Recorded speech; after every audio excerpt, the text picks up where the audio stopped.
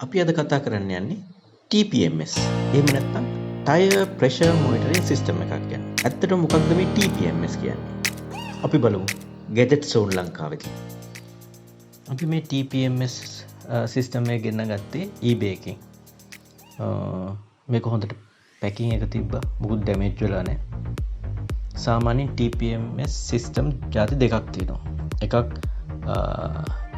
Inside sensor එක, අනිත් එක සාමාන්‍යයෙන් ඩෑෂ් කැප් එකට හයි කරන එක. ඒක එච්චර සේෆ්ටි නෑ. ඕන කෙනෙක්ට ඕක ගලවගෙන යන්න පුළුවන්. ඉතින් අපි මෙතන පෙන්නන්නේ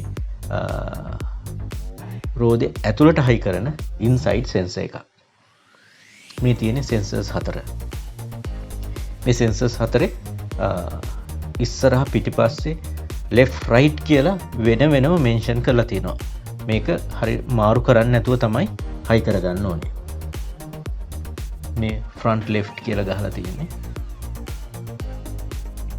මොකද අපි වාහනේ ඇතුලේ වෙනම මොනිටර් එකක් තියෙනවා. ඒ මොනිටර් එකේ වාහනේ වෙනම රෝද 4 වෙනම පෙන්නනවා. මේ තියෙන්නේ ඒකේ තියෙන ඇක්සසරිස්. මෙන්න මේ කොටස තමයි වාහනේ ටයර් එකේ ටයර් එක ඇත්තටම ඕගොල්ලන්ට ගලවන්න වෙනවා. සාමාන්‍යයෙන් ඔය වාහන වල අලයින්මන්ට් කරන තැනකට දීලා ටයර් එක ගලවන්න ඕනෙත් නැහැ. හුලං අඩු කරලා පැත්තකින් හුලං සම්පූර්ණයෙන්ම අයින් කරලා පැත්තකින් තද කරලා මේක දාන්න පුළුවන්. මේ තියෙන වැල්ව් එක අයින් කරලා මෙන්න මේක දාන්න ඕනේ.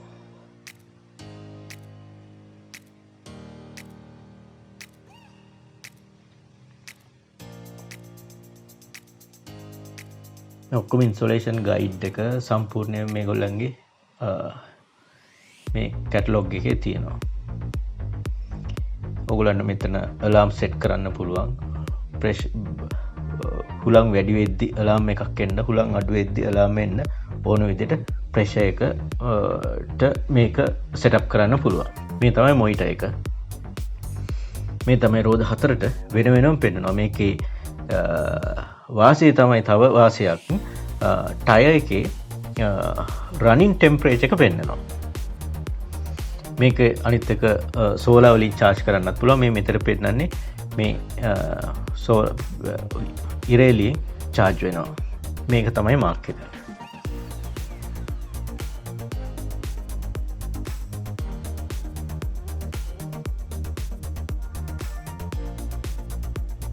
මේක ලොකු දෙයක් නෑ. සාමාන්‍යයෙන් ගරාජ් එක ටයර් වල පැට් දාන තැනකට ගිහිල්ලා උනත් මේක කරගන්න පුළුවන්. මෙන්න මේ විදිහට හුලං සම්පූර්ණයෙන්ම අයින් කරලා ඒ එතන වැල්ව් එක තියෙන තැන පාදගෙන මේ තියෙන වැල්ව් එක අයින් කරන්න වෙනවා. ඒ වෙනුවට මේ අපි ගෙනාපු සෙන්සර් එක මෙතෙන්ට හයි කරන්න ඕනේ. අර ඉස්සෙල්ලා දැක්කා වගේ නට් එකයි ඒ වොෂර් එකයි අයින් කරලා මේ විදිහට දාලා නට් එක අනිත් පැත්තෙන් දාන්න තියෙනවා.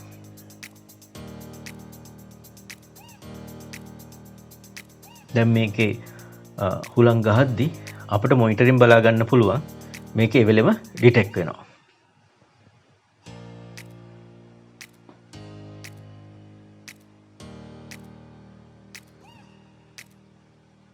රෝදේ 4ම මේ විදිහට කරන්න ඕනේ. මේක ඇත්තටම ලොකු සයන්ස් එකක් නෑ. සාමාන්‍ය ටයර් වල පැච් දාන තැනකට ගිහිල්ලා උනත් මේක කරගන්න පුළුවන්. දැන් බලමු උලං ගහද්දි මෙතන ඩිටෙක්ට් කරලා පෙන්නනවා. මේ පිටිපස්සේ දකුණු අත පැත්තේ පිටිපස්සේ ටයර් එක හයි කරාම තමයි මේ පෙන්වන්නේ. මේ ඔක්කොම එවෙලෙම ඩිටෙක්ට් කරනවා. මේ වෙලාවේ කහ පාටින් තියෙන ටෙම්පරේචර් එක, සුදු පාටින් පෙන්වන්නේ ටයර් එකේ ප්‍රෙෂර් එක. මේක PSI වලින් බා වලින් අපිට සෙටප් කරන්නත් පුළුවන්. PSI වලින් සෙටප් කරන්න පුළුවන්. මෙහෙම තමයි සෙන්සර් එක හයි වුණාට පස්සේ අපිට පේන්නේ.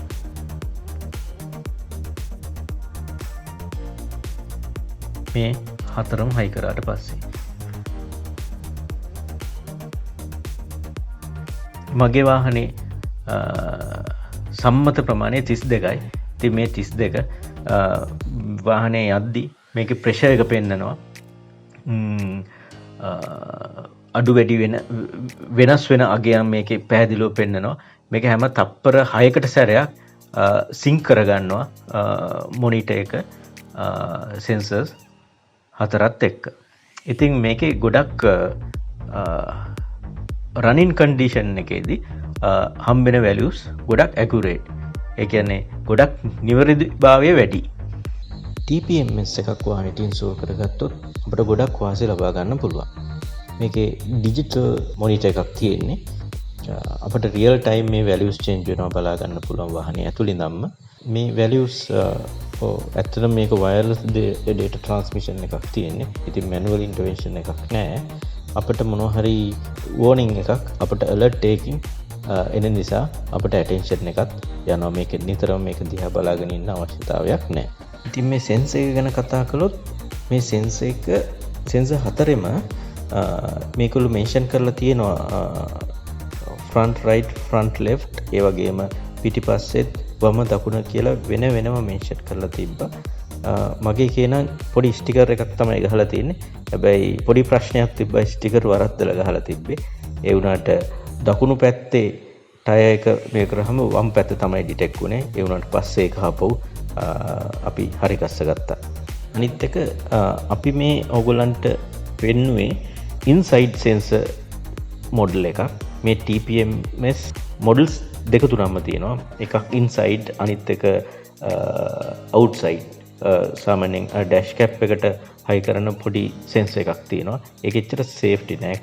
කාට හරි වුණත් ඒක ගලවගෙන යන්න පුළුවන්. ඉතින් අපි රෙකමන්ඩ් කරන්නේ මේ වගේ රිම් එක ඇතුළට හයි කරන්න පුළුවන් ඉන්සයිඩ් සෙන්සර් එකක්. මේ වාහනේ ඇතුළේ හයි වෙන මොනිටර් එක සෝලාර් වලිනුත් charge වෙනවා. USB වලිනුත් මේ ඩුවල් charging mechanism එකක් තියෙන්නේ. ඉතින් මේකේ values ගැන කිව්වොත් මේ කහ පාටින් පෙන්වන්නේ temperature එක. සුදු පාටින් පෙන්වන්නේ වාහනේ ටයර් එකේ pressure එක. මේකේ මේ ඩුවල් charging mechanism එකකින්ද සෝලාර් තියෙනවා. අපිට වාහනේ USB එකකින් charge කරගන්නත් පුළුවන්. ඉතින් මේක සෝලාර් charge වෙන නිසා මේක නිතරම charge කරන්න අවශ්‍යතාවයක් නැහැ. මේක සෝලාර් තියෙන නිසා අපිට වාහනේ ඕන තැනක තියන්න උනත් පහසුයි. alarm state එක ගැන කිව්වොත් මේ වාහනේ මේකේ default settings තමයි මේ රතු පාටින් පෙන්වන්නේ. වාහනේ pressure එක වැඩි වෙද්දි ටයර් එකේ pressure එක වැඩි වෙද්දි ටයර් එකේ pressure එක අඩු වෙද්දි ටයර් එකේ temperature එක වැඩි වෙද්දි temperature එක අඩු වෙද්දි alarm එකක් දෙනවා. මේ ඒවැ default settings තියෙන්නේ. ඒ වගේම වාහනේ abnormal විදියට ටයර් එකේ හුලං අඩු වෙනකොට එතකොටත් අපිට alarm කරනවා. මේ තියෙන default settings මේ අපිට ඕන විදිහට මේවා වෙනස් කරගන්න පුළුවන්. මොකද වාහනයෙන් වාහනයට ගහන හුලම් ප්‍රමාණය වෙනස්නේ. ඒ සම්බතාගය හැටියට මේක අපිට ඕන විදිහට change කරගන්න පුළුවන්. වාහනේ යද්දි එකපාරටම රෝදක හුලං ගියොත් හුලං අඩු වෙනකොට අපි දන්නේ නැහැ යද්දි හුලං අඩු වෙලාද කියලා.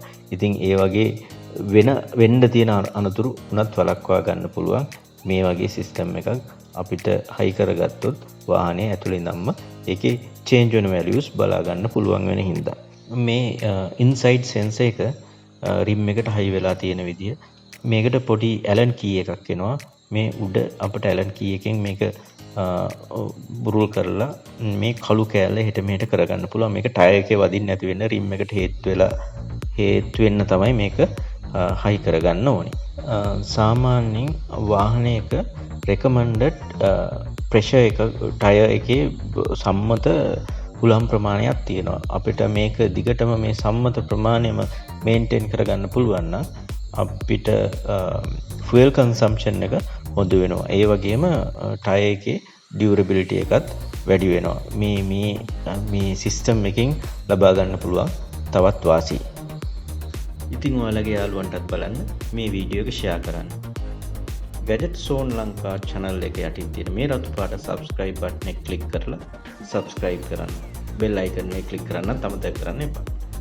මේ වගේ තවත් unique gadget එකක් කරා තවත් වීඩියෝ එකකින් ඉක්මනට හම්බ වෙමු.